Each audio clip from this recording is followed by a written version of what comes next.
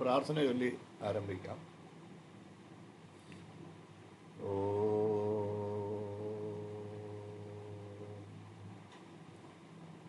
ഏകദന്തം മഹാകായം തപ്തകാഞ്ചനസന്നിഭം ലംബോദരം വിശാലാക്ഷം വന്ദേഹം ഗണനായകം. സരസ്വതീ നമസ്തുഭ്യം വരദേ കാമരൂപിണി വിദ്യാരംഭം കരിഷ്യാമി സിദ്ധിർഭവതുമേ സദാ. ഗുരുർബ്രഹ്മാ ഗുരുർവിഷ്ണു ഗുരുദേവോ മഹേശ്വര ഗുരു സാക്ഷാത് പരബ്രഹ്മം തസ്മൈ ശ്രീ ഗുരുവേ നമഃ. ഓം സഹനാവവതു സഹനോ ഭുനക്തു സഹ വീര്യം കരവാവഹൈ തേജസ്വിനാവധീതമസ്തു മാ വിദ്വിഷാവഹൈ. ഓം മൂർത്തിത്വേ പരികൽപ്പിതസ്യ ചവൃതോ ആത്മാ പുനർജന്മനാ ആത്മേത്യാത്മവിദാം കൃതിശ്ചേതാം വർത്താമരജ്യോതിഷാം ലോകാനാം പ്രളയോദയസ്ഥിതിവിശ്യാനേകദായ ശ്രുതോ വാചന്നസദനൈരണസ്ത്രൈലോക്യദീപോരവി. ഓം ശാന്തി ശാന്തി ശാന്തി.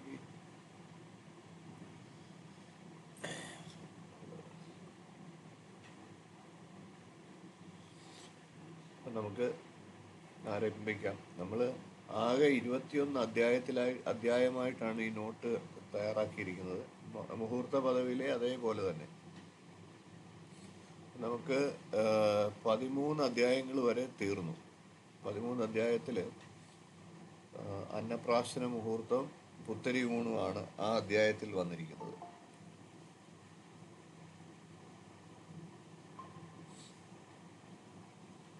നമസ്കാരം. അപ്പം നമ്മൾ 13 അധ്യായങ്ങൾ കഴിഞ്ഞു. 14-ാമത്തെ അധ്യായത്തിലേക്ക് കടക്കുകയാണ്. അന്നപ്രാശന മുഹൂർത്തം വരെയാണ് അന്നപ്രാശനം. പിന്നെ പുത്തരി ഊണ് എന്നുള്ള മുഹൂർത്തമാണ് കഴിഞ്ഞത്. അപ്പോൾ ഇനി നമുക്ക് ചൗളകർമ്മം എന്ന കുട്ടികളുടെ മുടി മുറിക്കുക എന്നുള്ള കർമ്മത്തിൻ്റെ ഇതാണ്. അതാണ് 14-ാം അധ്യായമായിട്ട് ഉള്ളത്. അബ്ദേ ചൗളം തൃതീയേ വിദദതു ജനനാന്നോ ചതുർത്ഥേ നഷ്ടേ ചതുർത്ഥേ ന ഷഷ്ടേ ചതുർത്ഥേന ഷഷ്ടേ എന്നാണ് ഒന്നിച്ച് വായിച്ചു പോകേണ്ടത്. ചതുർത്ഥേ ന ഷഷ്ടേ. ഭുക്തർഷം സന്നമിത്രം ഖരദിനമയനം ദക്ഷിണം പക്ഷദിശ്ച പക്ഷോ ശുക്ല സ്ത്രിയാമ മധു പഹരിഖടാ ധർമ്മ ഉഗ്രോ അഷ്ടമേ സൃക് ജന്മർഷാണിന്ദു അംഗേ അപ്യു ഉപ നയമഭി അപി ക്ഷൗരകർമ്മണ്യ നാദ്യേ എന്നാണ്. അപ്പം ക്ഷൗരകർമ്മം ആദ്യമായിട്ട് ചെയ്യേണ്ട ദിവസത്തെ കുറിച്ചാണ് കുട്ടിയുടെ പറഞ്ഞു വരുന്നത്. അപ്പം ജനനം കഴിഞ്ഞു വരുന്ന തൃതീയ വർഷം അബ്ദേ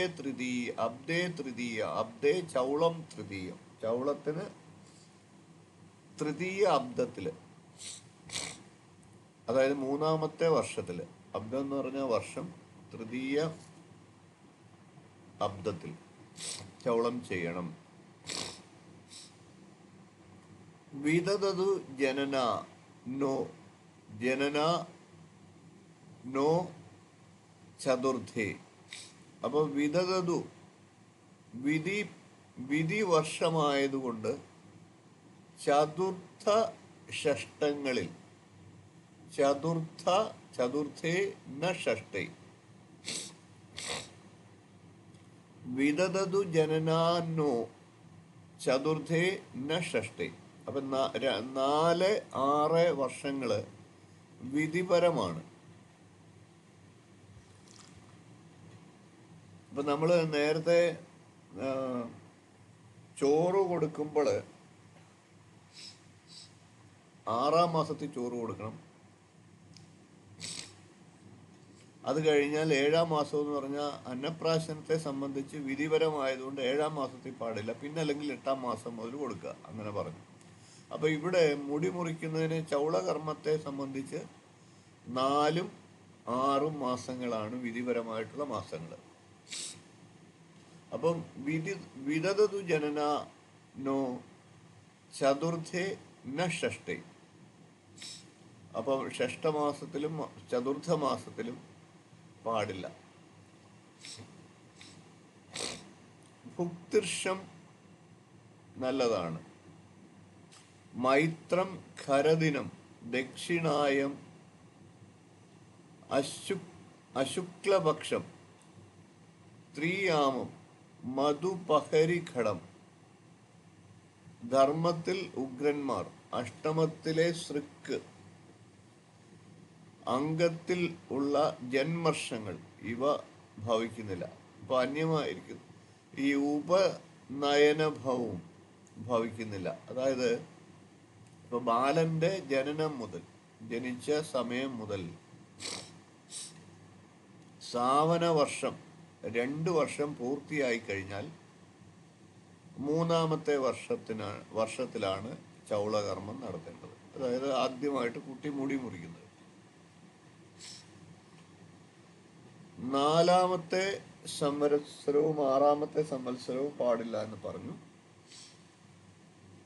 5-ാമത്തെ സംവത്സരവും മുടി മുറിക്കാം. അപ്പം 4-ഉം 6-ഉം പാടില്ല എന്ന് പറഞ്ഞപ്പം 3-ൽ പറ്റിയില്ലെങ്കിൽ 5-ാമത്തെ വർഷത്തിൽ മുറിക്കാം എന്നർത്ഥം.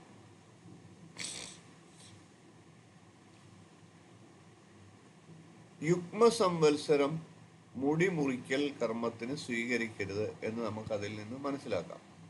അപ്പൊ യുഗ്മ സംവത്സരം എന്ന് പറഞ്ഞാൽ ഇരട്ട സംഖ്യ വരുന്നത്. അപ്പൊ 3 അല്ലെങ്കിൽ 5, അതും അല്ലെങ്കിൽ 7, ഇങ്ങനെയാണ് മുടി മുറിക്കുന്നതിന് ഉചിതമായിട്ടുള്ള വർഷങ്ങൾ.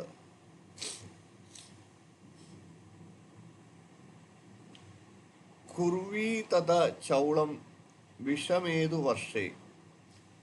3-ലധികം വർഷം നീണ്ടുപോയാൽ, അപ്പൊ തലമുടിയൊക്കെ വളർന്ന് വൃത്തിഹീനമാകുകയാണെങ്കിൽ 3-ാമത്തെ വർഷം തന്നെ മുടിമുറിക്കൽ കർമ്മം ആരംഭിക്കണം എന്നാണ് പറയുന്നത്. ഇപ്പം മുടി മുറിക്കാൻ എല്ലാവരും 2 വർഷം ആകുമ്പോഴേ പെട്ടെന്ന് ഓടി വരുന്ന ഒരു സംഭവം ഉണ്ട്. നമ്മൾ പറഞ്ഞു കൊടുക്കണം. അന്നേരം 3-ാമത്തെ വർഷമാണ്. തിരക്കുള്ളവർക്ക് 3-ാമത്തെ വർഷം ആരംഭിച്ചാൽ ഉടനെ വേണമെങ്കിൽ മുടി മുറിച്ചോ എന്ന് പറഞ്ഞിട്ട് നമുക്ക് പറഞ്ഞു കൊടുക്കാൻ പറ്റും. അപ്പം ചൂടാകർമ്മ ദ്വിജാദീനാം സർവേഷാമേവ യത്നതഃ പ്രഥമേ അബ്ദേ തൃതീയോ വാ കർത്തവ്യം ശ്രുതി ചോദനാൽ എന്നാണ്. അപ്പൊ അതായത് അത് മനുസ്മൃതിയിലെ വാക്കുകളാണ്. അപ്പൊ അത് 1-ാമത്തെ സാവന വത്സരത്തിൽ തന്നെ ചൂടാകർമ്മം നടത്താമെന്നും ഒരു വിധിയുണ്ട്. അപ്പോൾ അതായത് കുട്ടി ജനിച്ച് 2-ാമത്തെ വർഷത്തിലേക്ക് കടക്കുന്നതിന് മുമ്പാണെങ്കിൽ വേണമെങ്കിൽ നടത്താം. അപ്പോൾ നമ്മൾ നേരത്തെ പറഞ്ഞ ഒരു പ്രമാണം അതിനകത്ത് ഇതുണ്ട്. യുഗ്മ സംവത്സരം മുടി മുറിക്കൽ കർമ്മത്തിന് പാടില്ല എന്ന് പറഞ്ഞല്ലോ. അപ്പൊ അങ്ങനെ ആ ഒരു ഇതിനെ അടിസ്ഥാനപ്പെടുത്തി നമുക്ക് വേണമെങ്കിൽ ഇപ്പം കൂടുതലും ആൾക്കാരൊക്കെ എത്രയും പെട്ടെന്ന് 1 വർഷം തികയുന്നതിന് മുമ്പൊക്കെ ചിലർ മുടി മുറിക്കും. അപ്പോൾ അങ്ങനെ വേണമെങ്കിൽ 1 വർഷം പൂർത്തിയായി 1 വർഷം കഴിയുന്നതിന് മുമ്പ് 2-ാമത്തെ വർഷത്തിലേക്ക് കടക്കുന്നതിന് മുമ്പ് വേണമെങ്കിൽ മുടി മുറിക്കാം. എന്നാലും ശരിയായിട്ടുള്ള വർഷം എന്ന് പറയുന്നത് 3-ാം വർഷമാണ്. അപ്പം ഫലത്തിൽ നമ്മൾ ഇത് ശ്രദ്ധിക്കുക. നമ്മൾ ഈ മുഹൂർത്തത്തിന് പ്രായശ്ചിത്തങ്ങൾ അല്ലെങ്കിൽ ഒഴിവ് നിശ്ചയിക്കുമ്പോൾ നമുക്ക് ജനറലായിട്ട് ചിന്തിക്കാവുന്നത് യുഗ്മ വർഷങ്ങളിൽ മുടി മുറിക്കാൻ പാടില്ല. അപ്പോൾ 1-ാമത്തെ വർഷം വേണമെങ്കിൽ മുറിക്കാം. 3 ഉചിതം. അതല്ലെങ്കിൽ 5, പിന്നെ 7, ഇങ്ങനെയാണ് നമ്മൾ ചെയ്യേണ്ടത്. അപ്പം ഇവിടെ നമ്മുടെ കേരളീയ ആചാരത്തിൽ 1-ാമത്തെ വർഷം പാടില്ല എന്നാണ്. ഇതിപ്പം മനുസ്മൃതിയിൽ പറഞ്ഞ കാര്യമാണ്. ഒന്നാം വർഷവും വേണമെങ്കിൽ പ്രഥമേ അബ്ദേ തൃതീയേ വാ കർത്തവ്യം ശ്രുതി ചോദനാൽ എന്ന് മനുസ്മൃതിയിലാണ് പറഞ്ഞിരിക്കുന്നത്, മുഹൂർത്ത പദവിയിലല്ല. അപ്പം ഈ മുഹൂർത്ത പദവിയുടെ രചനാ കർത്താവ് കേരളീയമായിട്ടുള്ള ആചാരങ്ങളെയും കൂടെ ചെയ്തുകൊണ്ടാണ് മുഹൂർത്ത പദവി രചിച്ചിരിക്കുന്നത്. അതുകൊണ്ട് തന്നെ മുഹൂർത്ത പദവിയിൽ ഒന്നാം വർഷം പറഞ്ഞിട്ടില്ല. എങ്കിലും പൊതുവായിട്ടുള്ള ഭാരതീയ ശാസ്ത്രപ്രകാരം ഒന്നാം വർഷം എടുക്കാവുന്ന മനുസ്മൃതിയിൽ പറയുന്നുണ്ട്. അപ്പം ചൂടാകർമ്മ ദ്വിജാദീനാം സർവേഷാമേവ യത്നതഃ പ്രഥമേ അബ്ദേ തൃതീയേ വാ കർത്തവ്യം ശ്രുതിചോദനാൽ എന്ന മനുസ്മൃതിയിലെ പ്രമാണം അനുസരിച്ചിട്ട് നമുക്ക് വേണമെങ്കിൽ ഒന്നാം വർഷം എടുക്കാം. അപ്പം ന ശാസ്ത്രദൃഷ്ട്യ വിഭൂഷ കഥാചിത് ഉല്ലംഘനീയ കുലദേശധർമ്മ. അപ്പം ഇങ്ങനൊരു പ്രമാണമുണ്ട്. ന ശാസ്ത്രദൃഷ്ട്യ വിഭൂഷകാദി ചിൽ ഉല്ലംഘനീയ കുലദേശധർമ്മ. അപ്പോൾ അബ്ദേ ചൗളേ തൃതീയം എന്ന മുഹൂർത്ത പദവിയിൽ പറഞ്ഞിട്ടുള്ളത് ഈ ഒരു പ്രമാണത്തെ വെച്ചിട്ട് കേരളീയ ബ്രാഹ്മണർ അതിനെ അംഗീകരിച്ചിട്ടില്ല. ന ശാസ്ത്രദൃഷ്ട്യ വിഭൂഷകാദി ചിത് ഉല്ലംഘനീയ കുലദേശധർമ്മം. ശാസ്ത്രത്തിലും ദൃഷ്ടി ഉണ്ടെങ്കിൽ പോലും കുലദേശധർമ്മത്തെ ലംഘിക്കാൻ പാടില്ല എന്നൊരു പ്രമാണം, ആ പ്രമാണത്തെ അടിസ്ഥാനപ്പെടുത്തി കേരളീയ ബ്രാഹ്മണന്മാർ ഈ ഒന്നാമത്തെ വർഷം മുറിക്കാൻ തയ്യാറായിരുന്നില്ല. അപ്പം നമ്മളെ സംബന്ധിച്ച് നമുക്കത് ഇന്നത്തെ കാലത്ത് അത് വിഷയമല്ല. അത് ഈ പരസ്പരമുള്ള മാത്സര്യത്തിൻ്റെ ഒരു ഇതാണ്. മുഹൂർത്ത പദവി കർത്താവ് അതിനോടുള്ള അഭിപ്രായ വ്യത്യാസം ആയിരിക്കാം അങ്ങനെയൊക്കെയുള്ള ഈ പ്രമാണങ്ങൾ നമുക്ക് നമ്മുടെ ആവശ്യങ്ങൾക്ക് വേണ്ടിയിട്ട് തിരഞ്ഞെടുക്കാമല്ലോ. അപ്പം ഇങ്ങനൊരു പ്രമാണത്തെ അടിസ്ഥാനപ്പെടുത്തി അവർ ഒന്നാം വർഷം മുടി മുറിക്കാൻ അവർ തയ്യാറായില്ല. മൂന്നാം വർഷമാണ് അവർ മുടി മുറിക്കാൻ തയ്യാറായത് എന്നർത്ഥം. അപ്പം ന ശാസ്ത്രദൃഷ്ട്യ വിദൂഷക ഉല്ലംഘനീയ കുലദേശധർമ്മ എന്നാണ്. അപ്പോൾ അത് കുലദേശധർമ്മം പ്രമാണം മൂന്നാം വർഷം കേരളത്തിൻ്റെ ആചാരമായിട്ട് മൂന്നാം വർഷം മുടി മുറിക്കാനായിട്ടുള്ള തീരുമാനം വന്നു. അപ്പം അബ്ദേ ചൗളം തൃതീയെ അങ്ങനെയാണ് ശാസ്ത്രം. അത് ലംഘിക്കുവാൻ കേരളീയ പക്ഷം തയ്യാറായില്ല എന്നർത്ഥം. ഇത് 19-ാം നൂറ്റാണ്ടിൻ്റെ അവസാന കാലമാണ് ഇങ്ങനൊരു ശാസ്ത്രത്തിൻ്റെ ലംഘനം ആരംഭിക്കാൻ തുടങ്ങിയതായിട്ട് പറയുന്നത്. അപ്പോൾ അത് ലംഘനം എന്ന് പറയാൻ പറ്റില്ല. ആദ്യത്തെ ശ്ലോകത്തിൽ തന്നെ പറയുന്നുണ്ട്, ഉഭയ വർഷങ്ങളിൽ ഒഴിച്ച് ബാക്കി ഉള്ള വർഷങ്ങളിൽ എടുക്കാമെന്നും പറയുന്നുണ്ട്. അത് വേണമെങ്കിൽ ഒഴിവായിട്ട് നമുക്ക് മധ്യമമായിട്ട് സ്വീകരിക്കാമെന്നർത്ഥം. അപ്പോൾ ഇവിടെ പണ്ടുകാലത്ത് ബാലന്റെ ജനനം മുതൽ 720 ദിവസം കഴിഞ്ഞാൽ പിന്നീട് വരുന്ന 375 ദിവസം ചൗളത്തിന് വിധി ആയിട്ട് എടുക്കാറുണ്ടായിരുന്നു. അതിനുശേഷം 1095 ദിവസം കഴിഞ്ഞാൽ പിന്നീട് വരുന്ന 345 ദിവസം വിധിപരമായതിനാൽ ചൗളം ചെയ്യരുതെന്നും, അത് കഴിഞ്ഞാൽ 1440 ദിവസം കഴിഞ്ഞ് 386 ദിവസം ചൗളത്തിന് വിധി കാലമായതുകൊണ്ട് പിന്നീട് 1826 ദിവസം കഴിഞ്ഞ് 334 ദിവസവും ചൗളം ചെയ്യരുതെന്നും അങ്ങനെയാണ് കണക്കാക്കിക്കൊണ്ടിരുന്നത്. അപ്പോൾ ഈ ദിവസത്തിൻ്റെ കണക്കിൽ വെച്ചിട്ടാണ് മുഹൂർത്തത്തിൻ്റെ ഏത് സമയം മുതൽ ചെയ്യാം എന്നുള്ള കണക്ക് കൂട്ടലുകൾ നടത്തിക്കൊണ്ടിരുന്നത്. അപ്പോൾ ഈ ദിവസങ്ങൾ നോക്കുക, അതൊന്നും പഠിച്ചു വെക്കേണ്ട ആവശ്യമില്ല. പൊതുവേ ഇപ്പം എല്ലാവരും ഒരു വർഷം തികയുന്നതിന് മുമ്പ് മുടി മുറിക്കുന്നതിനെ കുറിച്ച് ചോദിക്കാറുണ്ട്. മുടി മുറിക്കാവോ എങ്ങനെയാണ് എന്ന് ചോദിക്കാറുണ്ട് കുട്ടികളുടെ. ഇപ്പം ആരും മൂന്നാം വർഷത്തിലേക്ക് പോകാൻ താല്പര്യപ്പെടുന്നില്ല. 3 വർഷമൊക്കെ വെയിറ്റ് ചെയ്യാനായിട്ട് പലരും താല്പര്യപ്പെടുന്നില്ല.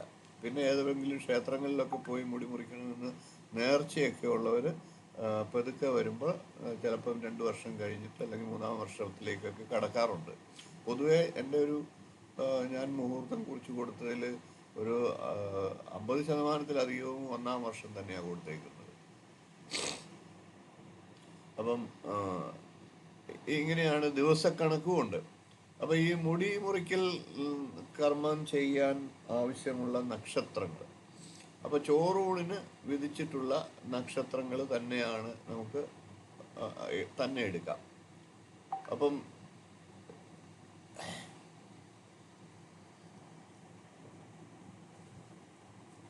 ചോറൂണിന് വിധിച്ചിട്ടുള്ള കർമ്മം 16 നക്ഷത്രങ്ങളിൽ അനിഴം ഒഴിവാക്കിക്കൊണ്ട് 15 നക്ഷത്രം എടുക്കാം. അപ്പം ബാക്കി 15 നക്ഷത്രങ്ങളും ഈ ചൗള കർമ്മത്തിന് നമുക്ക് എടുക്കാമെന്നർത്ഥം. അപ്പം പാപഗ്രഹങ്ങളുടെ ദിവസങ്ങളായിട്ടുള്ള ഞായറാഴ്ച, ചൊവ്വാഴ്ച, ശനിയാഴ്ച എന്നീ ദിവസങ്ങളിൽ മുടി മുറിക്കൽ കർമ്മം ഒഴിവാക്കണം. അർക്കി ഭൂമിപുത്രാണാം വാരാശൗളേ വിവർജിതാഹ ശുക്രജീവജ്ഞ ചന്ദ്രാണാം ദിവസാം ശുഭാ ഭാവഹ എന്നാണ് പ്രമാണം പറയുന്നത്. അപ്പോൾ അർക്കി ഭൂമിപുത്രാണാം, അപ്പോൾ അർക്കൻ സൂര്യൻ, അർക്കന്റെ പുത്രൻ അതായത് ശനി, പിന്നെ ഭൂമിപുത്രാണാം ഭൂമിയുടെ പുത്രനായിട്ടുള്ള ചൊവ്വ, വാരാശ്ചൗളേ, അപ്പൊ ഈ വാരങ്ങൾ സൂര്യവാരം, ശനിവാരം, കുജവാരം എന്നീ 3 വാരങ്ങൾ വാരാശ്ചൗളേ വിവർജിതാഹ വർജിക്കണം. ശുക്രജീവജ്ഞ,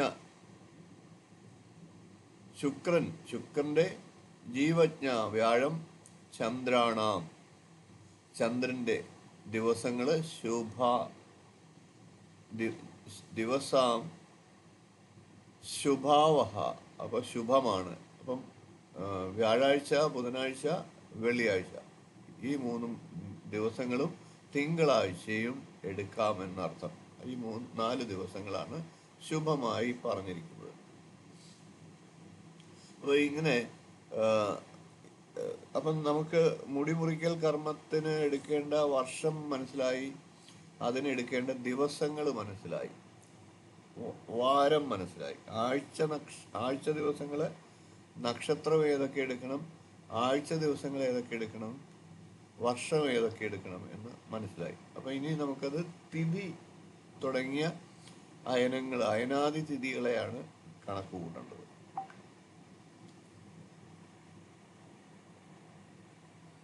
അപ്പോൾ ചൗളത്തിന്, മുടിമുറിക്കൽ കർമ്മത്തിന് ഉത്തരായനം ഉത്തമമായിട്ടാണ് പറയുന്നത്. ഉത്തരായനം ഉത്തമം. അപ്പോൾ ഉത്തരായന കാലത്തിലാണെങ്കിൽ കൂടുതൽ ശുഭമാണ് എന്ന് പറയാം.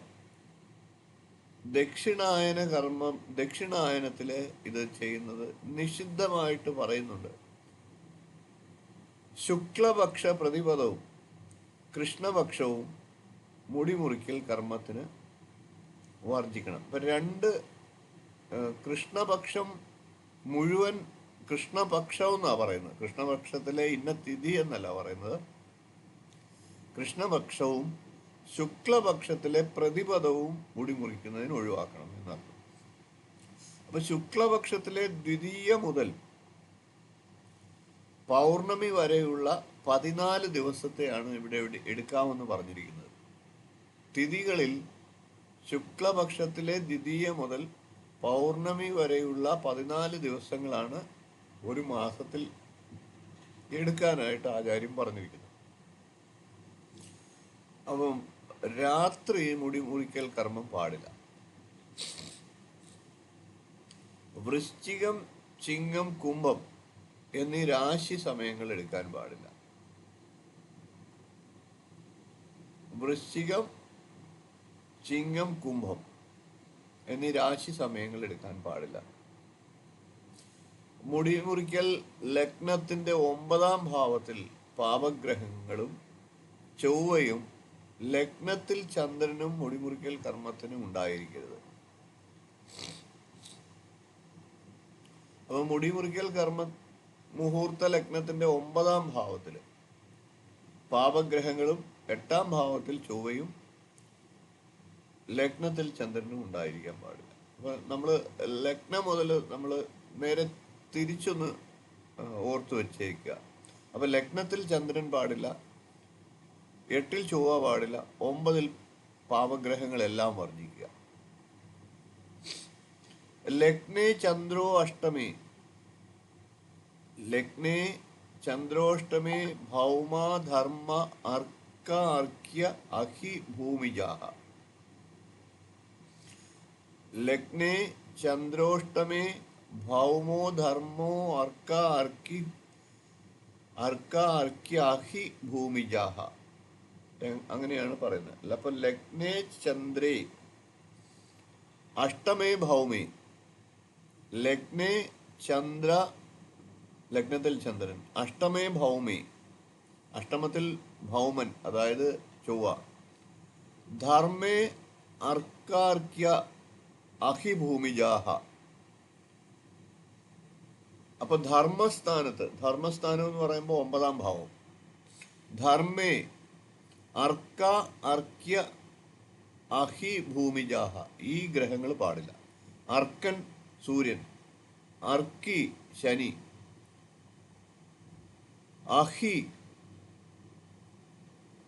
അഹി ഭൂമിജാഹ, അപ്പൊ ചൊവ്വ തുടങ്ങിയ മറ്റു പാപഗ്രഹങ്ങൾ.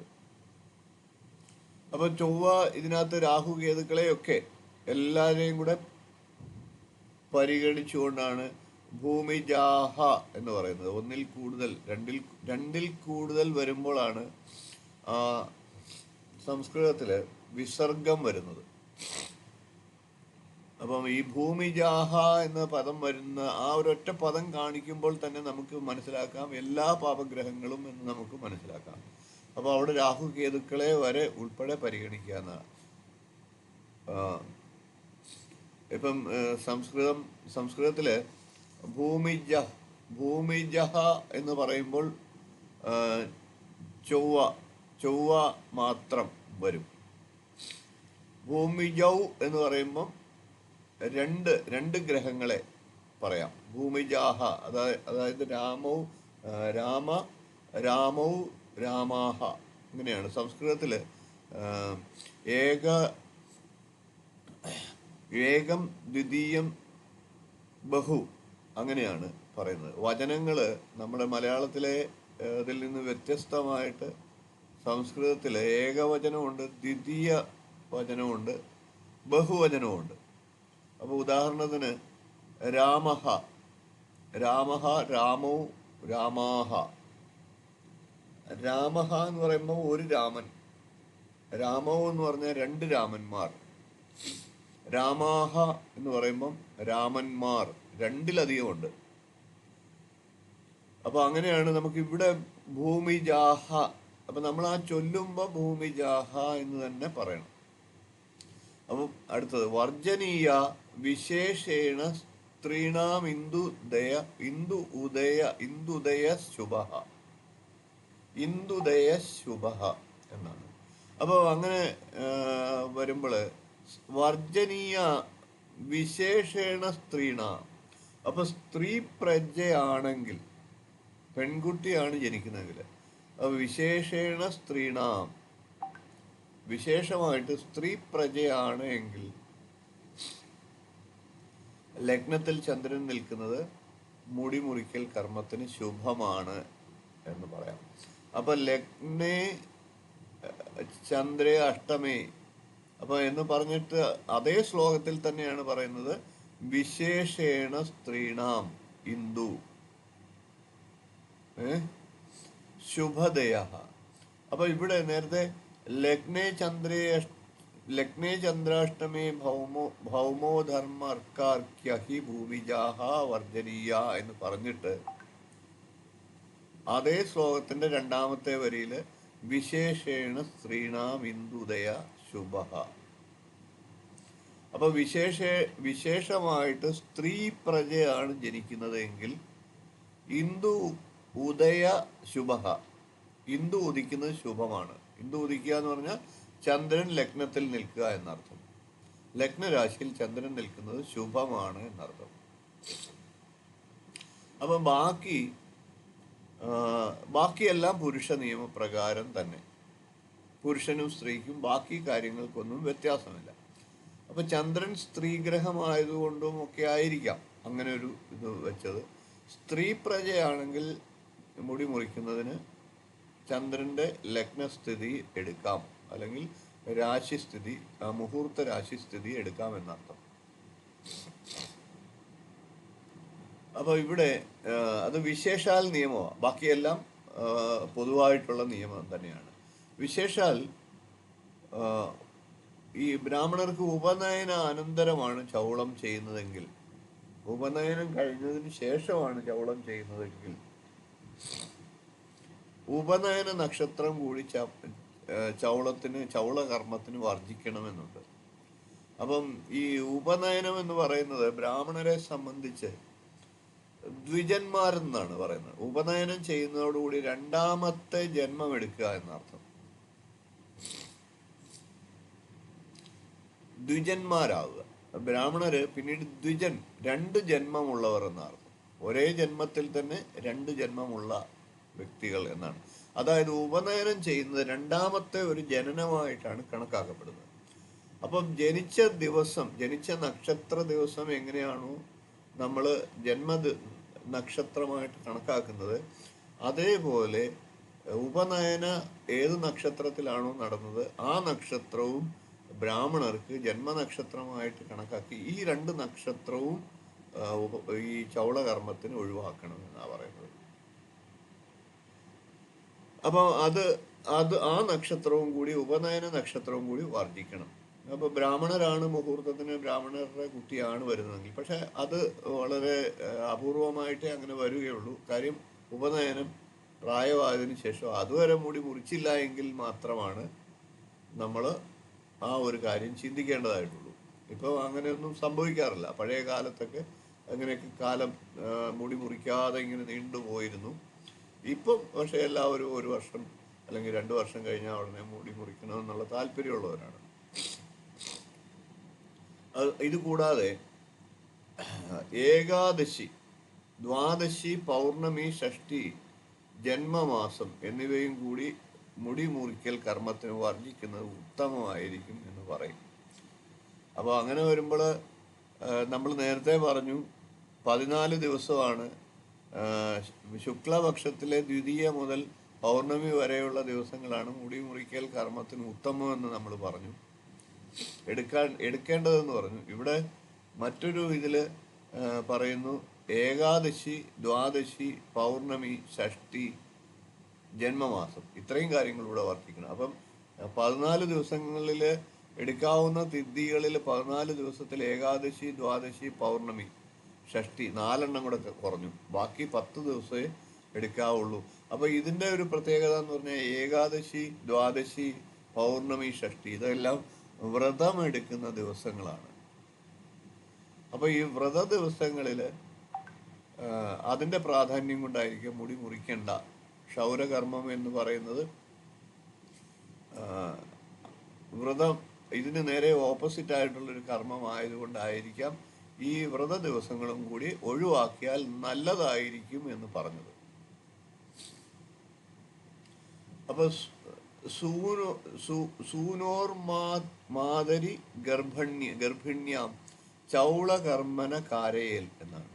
അപ്പൊ അങ്ങനെ ഒരു ഇത് പ്രമാണം പ്രതിപാദിക്കുമ്പോൾ മാതാവ് വീണ്ടും ഗർഭിണിയാണെങ്കിൽ, കുട്ടിയുടെ മാതാവ്, അപ്പൊ ഏത് കുട്ടിക്കാണ് ചൗളകർമ്മം ചെയ്യുന്നത്, സൂനോർ മാതരി ഗർഭിണ്യാം ചൗളകർമ്മ ന കാരയേൽ എന്നാണ്. ചൗളകർമ്മം ന കാരയേൽ ന കുർവന്തി. അപ്പം കുട്ടിയുടെ അമ്മ, അപ്പൊ ചൗളകർമ്മം ചെയ്യേണ്ട കുട്ടിയുടെ അമ്മ ഗർഭിണിയായിരിക്കുന്ന സമയത്ത് പാടില്ല, ചൗളകർമ്മം ചെയ്യാൻ പാടില്ല. അപ്പോൾ ഇങ്ങനെ ഉള്ള സമയം ഒഴിവാക്കണം. പിന്നെ നിത്യദോഷങ്ങളും ഷഡ്ദോഷങ്ങളും കർത്തൃദോഷങ്ങളും നേരത്തെ പൊതുവായിട്ടുള്ള നിയമപ്രകാരം വർജിച്ചുകൊണ്ട് വേണം മുഹൂർത്തം എടുക്കാൻ. ഇപ്പം നമ്മൾ മുടിമുറിക്കൽ കർമ്മം എന്നുള്ളത് ജ്യോതിഷപ്രകാരം പ്രധാനമായിട്ടുള്ള ഒരു ചടങ്ങായിട്ട് തന്നെയാണ് പറയുന്നത്. അത് ഇന്നത്തെ കാലത്ത് പലരും അതിന് പ്രാധാന്യമൊന്നും അത്ര കൊടുക്കുന്നില്ല എങ്കിൽ പോലും കുട്ടിയുടെ ഭാവിയെ വളരെ കാര്യമായിട്ട് സ്വാധീനിക്കുന്ന ഒരു വിഷയമാണ് ഈ മുടിമുറിക്കൽ കർമ്മം. അപ്പം നമ്മളെ സമീപിക്കുന്ന ഒരാൾക്ക് നല്ല മുഹൂർത്തത്തിൽ തന്നെ നമുക്കിത് കൊടുക്കാനായിട്ട് സാധിക്കും. അതുവഴി ആ കുട്ടിയുടെ ഭാവി ജീവിതത്തിലേക്ക് നല്ല ദിവസങ്ങൾ തിരഞ്ഞെടുക്കുമ്പോൾ നല്ല ശുഭഫലങ്ങൾ ഉണ്ടാകും എന്ന് നമുക്ക് പറയാം. അപ്പോൾ ഇവിടെ നിത്യശൗരം എന്ന് പറഞ്ഞിട്ടൊരു പോയിന്റ് കൊടുത്തിട്ടുണ്ട്.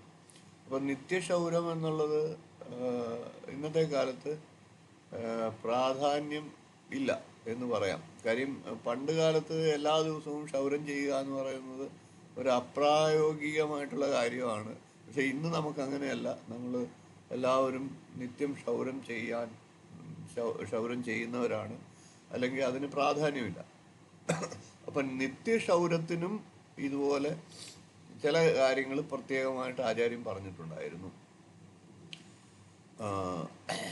അപ്പം മുടിമുറിക്കൽ കർമ്മവുമായിട്ട് ഏതാണ്ട് ബന്ധപ്പെട്ട് കിടക്കുന്നതുകൊണ്ടാണ് ആചാര്യൻ ഈ അധ്യായത്തിൽ തന്നെ നിത്യക്ഷൗരത്തിൻ്റെ മുഹൂർത്തത്തെക്കുറിച്ച് പറഞ്ഞിരിക്കുന്നത്. അപ്പം ബ്രാഹ്മണർക്ക് ഞായറാഴ്ചയും ക്ഷത്രിയന് ചൊവ്വാഴ്ചയും വൈശ്യനും ശൂദ്രനും ശനിയാഴ്ചയും സ്ത്രീകൾക്ക് തിങ്കളാഴ്ചയും നിത്യക്ഷൗരത്തിന് ശുഭമാകുന്നു. അപ്പം നിത്യക്ഷൗരത്തിന് ശുഭമാകുന്നു എന്നാണ് പറഞ്ഞിരിക്കുന്നത്. അപ്പോൾ ഈ ആഴ്ചയിൽ ഓരോ ദിവസമാണ് ഈ ക്ഷൗരത്തിന് പറഞ്ഞിരിക്കുന്നത് പഴയ കാലത്ത്. അപ്പോൾ അതൊക്കെ അന്നത്തെ കാലഘട്ടത്തിൻ്റെതായിട്ടുള്ള പ്രത്യേകതയാണ്. അപ്പോൾ അത് ശരിക്കും മുഹൂർത്ത പദവിയിൽ പ്രധാന മുഹൂർത്തമായിട്ട് പറഞ്ഞിട്ടുമില്ല.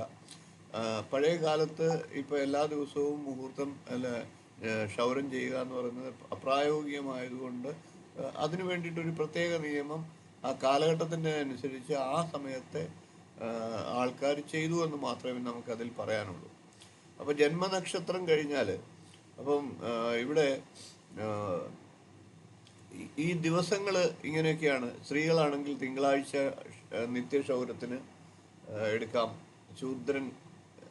വൈശ്യനും ശൂദ്രനും ശനിയാഴ്ചയും, ബ്രാഹ്മണർക്ക് ഞായറാഴ്ചയും, ക്ഷത്രിയന് ചൊവ്വാഴ്ച. അപ്പോൾ അതിൽ നിന്ന് നമുക്ക് മനസ്സിലാക്കാം ഇത് മുഹൂർത്ത പദവി അല്ലെങ്കിൽ മറ്റ് പ്രാമാണികമായിട്ടുള്ള ഗ്രന്ഥങ്ങൾ രചിച്ചതിന് ശേഷം പിന്നീട് എപ്പോഴോ കൂട്ടിച്ചേർത്ത ഒരു ശ്ലോകമായി ഇതിനെ നമുക്ക് കണക്കാക്കാം. ശ്മശ്രു ലോമഛിദ്രാം നൃണൈനൈവ കാലാദി ചിന്തനം എന്നാണ് വിധി. അപ്പം അങ്ങനെ വരുമ്പോൾ കാലങ്ങളെ ചിന്തിക്കേണ്ട. ജന്മമാസത്തിൽ ഈ നിത്യക്ഷൗരം ചെയ്യാം. ജന്മനക്ഷത്രത്തിനും ചെയ്യാം നിത്യക്ഷൗരം. ജന്മനക്ഷത്രം കഴിഞ്ഞാൽ ആ മാസം കഴിവുകോളം ക്ഷൗരം ചെയ്യരുത്. എന്നാൽ ജന്മമാസത്തിൽ ജന്മനക്ഷത്രത്തിന് മുമ്പ് ക്ഷൗരം ചെയ്യരുത്. ജന്മനക്ഷത്രത്തിന് മുമ്പ് ക്ഷൗരം ചെയ്യാം എന്ന് പറഞ്ഞിട്ടുണ്ട്. പക്ഷേ ഇന്നത്തെ കാലത്ത് പലരും നമ്മൾ പഴയ ആൾക്കാരോട് ചോദിച്ചു കഴിഞ്ഞാൽ ജന്മനക്ഷത്രം കഴിഞ്ഞാൽ ക്ഷൗരം ചെയ്യാമെന്നാണ് അവർ പറയുന്നത്, പഴയ ആൾക്കാർ. അപ്പം ഈ പ്രമാണ ശ്ലോകങ്ങളിലൊക്കെ പിന്നീട് കൂട്ടിച്ചേർത്തതാണ്, അതിന് ആധികാരികത ഇല്ല. അപ്പം അതുകൊണ്ട് നമ്മൾ പൊതുവായിട്ടുള്ള ആ ക്ഷൗരത്തിന് ചൗളകർമ്മത്തിന് എടുക്കുന്ന കാര്യങ്ങൾ തന്നെ എടുത്താൽ മതി. ജന്മനക്ഷത്രം ഇപ്പം ചില സമയങ്ങളിൽ ക്ഷൗരം ചെയ്യുമ്പോൾ മുടി മുറിക്കുക, ജന്മമാസം മുടി മുറിക്കാൻ പാടില്ല എന്ന് പറഞ്ഞിരിക്കുന്നു. ഇവിടെ നേരെ തിരിച്ചൊരു അഭിപ്രായം പറഞ്ഞിട്ടുണ്ട്. ശ്മശ്രുലോമഛിദ്രാം നൃണാം നൈവ കാലാദി ചിന്തനം. അപ്പം ജന്മനക്ഷത്രത്തിന് മുമ്പ് ക്ഷൗരം ചെയ്യാവുന്നും ജന്മനക്ഷത്രം കഴിഞ്ഞാൽ ആ മാസം കഴിയുന്നവരെ ക്ഷൗരം ചെയ്യാൻ പാടില്ലെന്നും മുഖക്ഷൗരത്തിന് ദിവസങ്ങളുടെ ഗുണദോഷങ്ങൾ ചിന്തിക്കേണ്ടതില്ല എന്നും പറയുന്നുണ്ട്. അപ്പം നമുക്ക് ഇത് ക്ഷൗരകർമ്മത്തിന് പറഞ്ഞിരിക്കുന്ന കാര്യങ്ങളാണ്. അപ്പം അതേസമയം ഇതെല്ലാം പിന്നീട് വാമൊഴിയായിട്ട് പറഞ്ഞു കേട്ട് അങ്ങോട്ടും ഇങ്ങോട്ടും ഒക്കെ ചില മാറ്റങ്ങൾ ഉണ്ടായിട്ടുണ്ട്. അതേസമയം ചൗളം ഇത് എല്ലാ മാസവും നമ്മൾ മുടി മുറിക്കുന്ന പ്രായം മുതിർന്നവർക്കും ജന്മമാസത്തിൽ മുടി മുറിക്കാൻ പാടില്ല എന്ന് പറയാറുണ്ട്. അപ്പം നമ്മളോട് പലരും സംശയം ചോദിച്ചേക്കാം, അങ്ങനെ വരുമ്പോൾ ജന്മനക്ഷത്രം കഴിഞ്ഞാൽ മുടി മുറിക്കാമെന്ന് ഒരു അഭിപ്രായമുണ്ട്. അപ്പോൾ ആ അഭിപ്രായം വരാൻ കാരണം ക്ഷൗരം ചെയ്യുന്നത് ഇപ്പോൾ പഴയ കാലത്ത് ഈ പറഞ്ഞ പോലെ ജന്മമാസത്തിൽ ഫുള്ളായിട്ട് ക്ഷൗരം ചെയ്യാറില്ല. ഇപ്പം നമുക്കത് പ്രായോഗികമല്ലാത്തതുകൊണ്ട് ആ പഴയ മുഹൂർത്തം അത് പറഞ്ഞു എന്ന് മാത്രം. ജന്മനക്ഷത്രത്തിന് മുമ്പ് ക്ഷൗരം ചെയ്യുക, അതിനുശേഷം ആ മാസം മുഴുവൻ ക്ഷൗരം ഒഴിവാക്കുക എന്നാണ്. അതേപോലെ തന്നെ മുടി മുറിക്കുന്നതിന് ജന്മനക്ഷത്രം കഴിഞ്ഞാൽ ആകാമെന്നൊരു വെയ്പ്പുണ്ട്. പക്ഷെ ഇതെല്ലാം കാലാന്തരത്തിൽ വന്ന കാര്യങ്ങളാണ്. നമ്മൾ അത് യുക്തിയാവണ്ണം ചിന്തിക്കുക, ഇന്നത്തെ കാലഘട്ടത്തിനനുസരിച്ച് മാത്രം ചിന്തിക്കുക.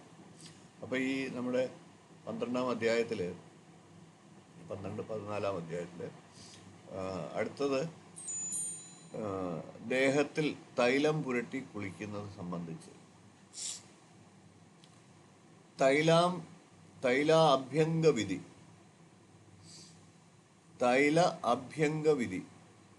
അത് അഭ്യംഗം, തൈലവിധി ഇതൊക്കെ ആയുർവേദ പഞ്ചകർമ്മയിൽ വരുന്നതാണ്.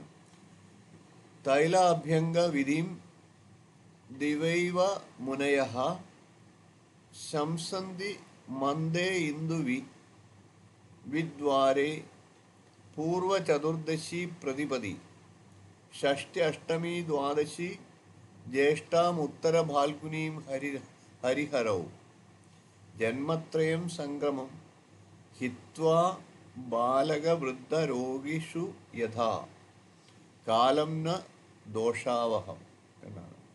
അപ്പൊ തൈല അഭ്യംഗ വിധിം ദിവൈവ മുനയഃ, തൈല അഭ്യംഗ കാര്യങ്ങൾക്കുള്ള വിധിയാണ് പറയുന്നത്. തൈലം ദേഹത്തിൽ പുരട്ടി കുളിക്കുന്നതിന് പകലാണ് ഉത്തമം, രാത്രി ചെയ്യാൻ പാടില്ല എന്നാണ് പറഞ്ഞിരിക്കുന്നത്. ശംസന്തി മന്ദേ ഇന്ദുവി. അപ്പൊ ഇതിന് ശനിയും തിങ്കളും ബുധനും ശുഭമാണ്. ശനിയും ബുധനും തിങ്കളും ശുഭ ദിവസങ്ങളായിട്ടാണ് എടുക്കുന്നത്. അപ്പൊ ഇരുപക്ഷത്തിലെയും വെളുത്ത വാവ് കറുത്ത വാവ്, ഇരുപക്ഷത്തിലെയും വാവ് ചതുർദശി, പ്രതിപദം, ഷഷ്ടി, അഷ്ടമി, ദ്വാദശി എന്നീ തിഥികളും തൃക്കേട്ട, ഉത്രം, തിരുവാതിര, തിരുവോണം എന്നീ നക്ഷത്രങ്ങളും ജന്മാനുജന്മ നക്ഷത്രങ്ങളും. അപ്പോൾ ഇവിടെ ജ്യേഷ്ഠാം ഉത്തര ഫാൽഗുനി ഹരിഹരവും ജന്മത്രയം സംക്രമം എന്ന് എഴുതിയിട്ടുണ്ട് ആ ശ്ലോകത്തിൽ. അപ്പം ദ്വാദശി എന്നീ തിഥികളും തൃക്കേട്ട, ഉത്രം, തിരുവാതിര, തിരുവോണം എന്നീ നക്ഷത്രങ്ങളും ജന്മാനുജന്മ നക്ഷത്രങ്ങളിലും. അപ്പം ജന്മത്രയം സംക്രമം. അപ്പോൾ ജന്മത്രയം എന്ന് പറയുന്നതാണ് ജന്മ അനുജന്മ നക്ഷത്രങ്ങൾ.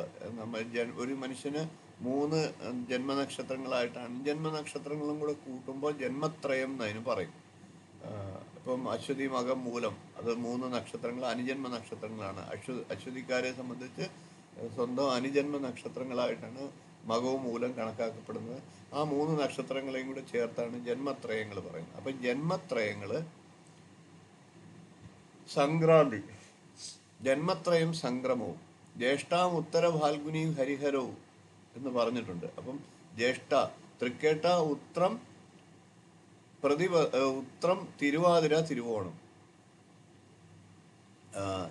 എന്നീ നക്ഷത്രങ്ങളും ജന്മത്രയ നക്ഷത്രങ്ങളും സംക്രാന്തി പുണ്യകാലങ്ങളും സംക്രമ ദിവസം ഉപവാസ ദിവസങ്ങളിൽ. അപ്പോൾ അവിടെ നമ്മൾ നേരത്തെ മുഹൂർത്തത്തിന്, ചൗള മുഹൂർത്തത്തിനും ഇതേപോലെ ഉപവാസ ദിവസങ്ങൾ ഒഴിവാക്കിയിട്ടുണ്ട്. അപ്പം ഉപവാസം എടുക്കുന്ന ദിവസങ്ങളിൽ തേച്ചുകുളി പാടില്ല എന്ന് അതിനകത്ത് ഇതിൽ നിന്ന് നമുക്ക് മനസ്സിലാക്കാം. അപ്പോൾ ഉപവാസ ദിവസങ്ങളിലും പാര പാരണാ ദിവസങ്ങളിലും. അപ്പോൾ ഉപവാസം കഴിഞ്ഞിട്ട് പാരണ വീടുന്ന ദിവസമാണെങ്കിലും പാടില്ല എന്നാണ്. അപ്പോൾ അതായത് ഇപ്പോൾ അതാണ് ഹരിഹരൗ എന്ന് പറയുന്നത്. ആ, ഹരിവാസര സമയം, ഈ പാരണ വീടുന്ന സമയം ദിവസങ്ങളിലും തൈലം ഉപയോഗിച്ച് കുളിക്കാൻ പാടില്ല. അപ്പോൾ ഉപവാസ ദിവസങ്ങൾ ഏതൊക്കെയാണെന്ന് നമ്മൾ ചൗള മുഹൂർത്തത്തിൽ പ്രത്യേകം പറഞ്ഞു. ഷഷ്ടി, ഏകാദശി, ദ്വാദശി, പൗർണമി തുടങ്ങിയ ദിവസങ്ങളിൽ ഉപവാസ ദിവസങ്ങളായതുകൊണ്ട് നമ്മൾ ആ ദിവസവും ചൗളത്തിനും അതേപോലെ തന്നെ എണ്ണ തേച്ച് കുളിക്കും പാടില്ല. പിന്നെ കുട്ടികൾക്കും വൃദ്ധന്മാർക്കും രോഗികൾക്കും തൈലം ദേഹത്തിൽ പുരട്ടി കുളിക്കുന്നതിന് ശുഭദിനം ചിന്തനീയമല്ല. അപ്പൊ അവിടെ ഹിത്വാ ബാലക വൃദ്ധ രോഗിഷു യഥാ, ഹിത്വാ ഹിതകരമാണ്, ഹിത്വാ ഹിതകരമാണ്, ബാലക വൃദ്ധ രോഗി. അപ്പൊ മൂന്ന് തരത്തിലുള്ള ആൾക്കാർക്ക്, അതായത് ബാലന്മാർക്ക്, വൃദ്ധന്മാർക്ക്, രോഗികൾക്ക് യഥാ. അപ്പോൾ യഥാ ഹിത്വ, അപ്പോൾ അവർക്ക് ഇത് ഹിതകരമാണ്. അപ്പം ഈ തൈലം പുരട്ടി കുളിക്കുന്നതിന് ദിവസക്രമങ്ങളോ മുഹൂർത്തമോ നോക്കണ്ട. അപ്പോൾ ബാലന്മാർക്ക് എല്ലായ്പ്പോഴും ഏതു ദിവസവും തൈലം പുരട്ടി കുളിക്കാം. അതേപോലെ തന്നെ വൃദ്ധരായിട്ടുള്ള ആൾക്കാർക്കും അവരുടെ ആരോഗ്യ സംരക്ഷണത്തിന് മുഹൂർത്തം നോക്കാതെ, ഈ പറഞ്ഞ നിയമങ്ങളൊന്നും പാലിക്കാതെ എല്ലാ ദിവസവും തൈലം പുരട്ടാം എന്നും രോഗികൾക്കും അങ്ങനെ തന്നെ ആകാമെന്നുമാണ് ആചാര്യൻ പറഞ്ഞിരിക്കുന്നത്. അപ്പോൾ ശുഭദിനങ്ങൾ ചിന്തനീയമല്ല. അപ്പോൾ ഏതു ദിവസവും ആകാമെന്നർത്ഥം. പിന്നെ സ്ത്രീകൾ അടിമുടി തൈലാഭിഷേചനം നടത്തി കുളി കഴിക്കേണ്ടത് ചൊവ്വയും വെള്ളിയുമാണ്. അതായത് സർവാംഗ തൈലാഭിഷേകം നടത്തി സ്ത്രീകൾ കുളിക്കേണ്ടത് ചൊവ്വാഴ്ചയും വെള്ളിയാഴ്ചയുമാണെന്ന് ആചാര്യൻ പ്രത്യേകം പറഞ്ഞിരിക്കുന്നു. ഇപ്പൊ തിങ്കളാഴ്ചയും അവിടെ ഭർതൃ നക്ഷത്രവും ഒഴിവാക്കുക, തിങ്കളാഴ്ചയും ഭർത്താവിന്റെ നക്ഷത്രവും ഒഴിവാക്കുക സ്ത്രീകൾ. മധ്യാഹ്നത്തിന് മുമ്പായിട്ട് അഭ്യംഗ സ്നാനവും ചെയ്യണം. അപ്പൊ തൈലം തേച്ച് അത് അഭ്യംഗം ചെയ്യുക, ഒഴിച്ചിലോ അങ്ങനെ എന്തെങ്കിലും ചെയ്യുന്നുണ്ടെങ്കിൽ അത് കഴിഞ്ഞിട്ടുള്ള സ്നാനം മധ്യാഹ്നത്തിന് മുമ്പായിട്ട് തീർത്തിരിക്കണം എന്നാണ് വിധി. സ്ത്രീകൾക്ക് മധ്യാഹ്നത്തിന് ശേഷം അഭ്യംഗാദി കർമ്മങ്ങൾ ചെയ്യാൻ പാടില്ല. വ്യാഴാഴ്ച എണ്ണ തേച്ച് കുളി സ്ത്രീകൾ ഒരിക്കലും ചെയ്യരുത് എന്ന് പറഞ്ഞിരിക്കുന്നു. സ്ത്രീകൾക്ക് ഉത്തമമായിട്ടുള്ളത് ചൊവ്വയും വെള്ളിയുമാണെന്ന് പ്രത്യേകം പറഞ്ഞിട്ടുണ്ട്. വ്യാഴാഴ്ച ഒരു കാരണവശാലും ചെയ്യാൻ പാടില്ല എന്ന് എടുത്തു പറഞ്ഞിരിക്കുന്നു.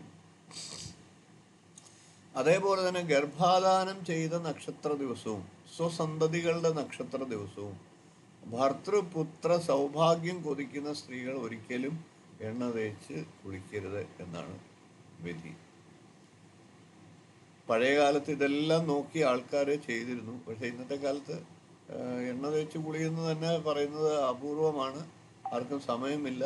പക്ഷെ എന്നിരുന്നാലും ഇങ്ങനെയൊക്കെ ചെയ്യണമെന്നാണ് ആചാര്യൻ പറഞ്ഞിരിക്കുന്നത്. അത് ചിലപ്പോൾ അതിനൊക്കെ ഓരോ കാരണങ്ങൾ കണ്ടേക്കാം.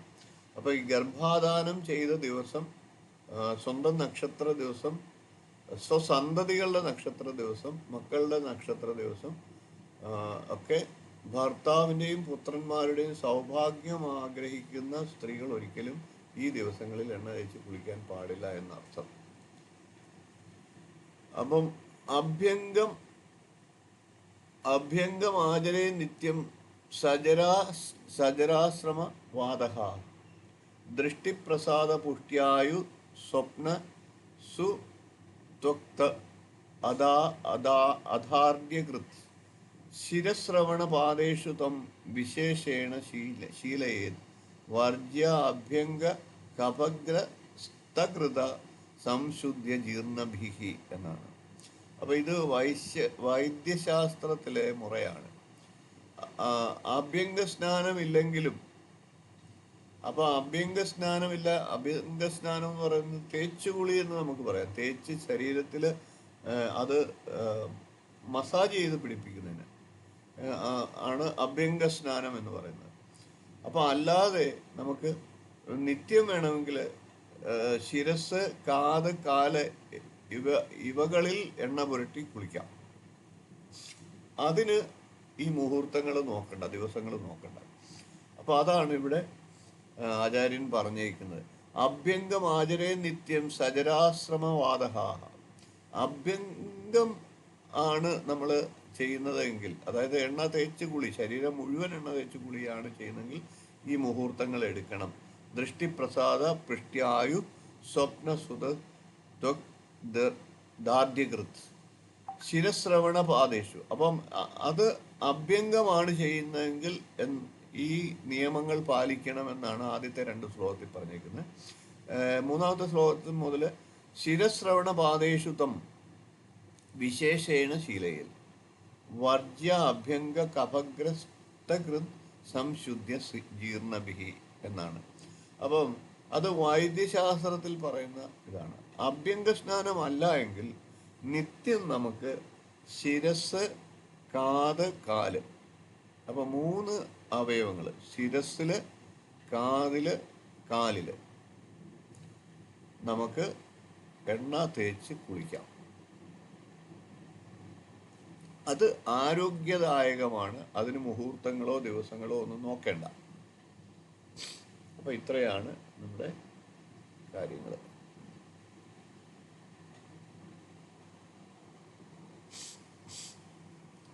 അപ്പൊ അടുത്തത് ദന്തധാവനം.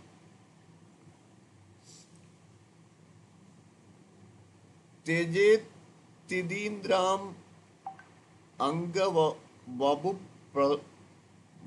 വപു സുപ്രമാസ്തീധി രസോമാഖ്യരാധന അഭിദന്തധാവനേ വിധീയതേ അന്യൈർ നിയമമാത്തദന്വഹം പരൈഹി പരാശുക്ര ശശാങ്ക വാരയോ. അപ്പം വാവ് തെജേത് തിഥി. അപ്പൊ ഏതൊക്കെ തിഥിയാണ്? ദന്തധാവനം. ദന്തധാവനം എന്ന് പറഞ്ഞ് പല്ല് തേക്കുന്നതിന്. അപ്പൊ ഈ പല്ല് തേക്കുന്നതിന് പാടില്ലാത്ത ദിവസങ്ങള് നമ്മുടെ മുഹൂർത്ത പദവി കൂടാതെ പ്രധാനമായിട്ട് എടുത്ത് ഭാഗവതത്തിൽ പറഞ്ഞിട്ടുണ്ട്, ഭാഗവതത്തിലും പറഞ്ഞിട്ടുണ്ട് ഏതൊക്കെ ദിവസങ്ങൾ പല്ല് തേക്കാൻ പാടില്ല എന്ന്. തെജേ തിഥി ഇന്ദ്ര അംഗ വപു പ്രമാസ്ഥിതി. അപ്പം വാവ് ചതുർദശി, ഷഷ്ടി, അഷ്ടമി എന്നീ തിഥികളും രവി കുജ മന്ദവാരങ്ങളും ദന്തധാവനത്തിന് വർജ്യമാണ് എന്ന് ഈ മുഹൂർത്ത പദവിയിലെ ഉപശ്ലോകമായിട്ട് പറഞ്ഞിരിക്കുക.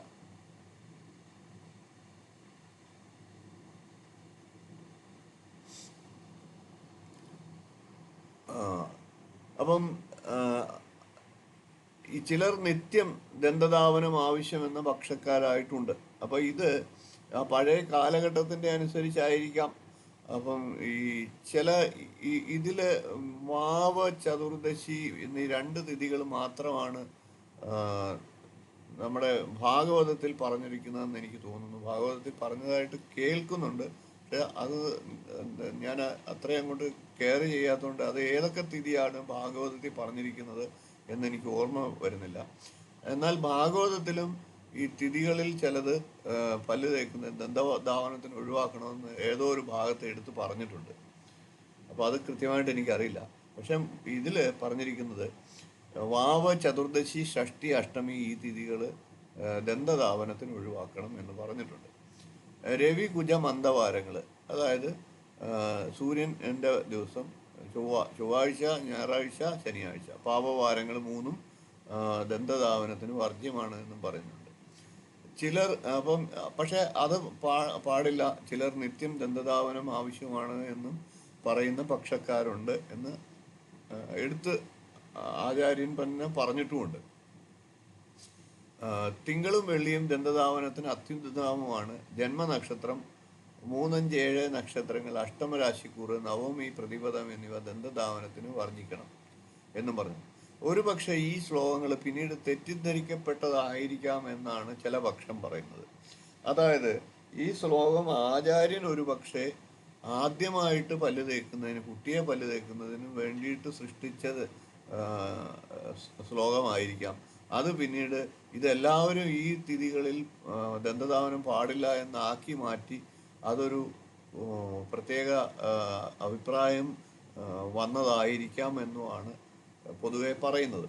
അപ്പോൾ അതായത് നമ്മൾ ഇതിനെക്കുറിച്ച് ചിന്തിക്കേണ്ടത് ആദ്യമായിട്ടൊരു കുട്ടിക്ക് പല്ല് തേപ്പിക്കുമ്പോൾ മാത്രം മതി എന്ന്, അതായത് ഒരു പ്രായമായി കഴിയുമ്പോൾ ആണല്ലോ കുട്ടിയെ സ്വന്തമായിട്ട് പല്ല് തേപ്പിക്കാനുള്ള ആ ഒരു ഇതെടുക്കുന്നത്.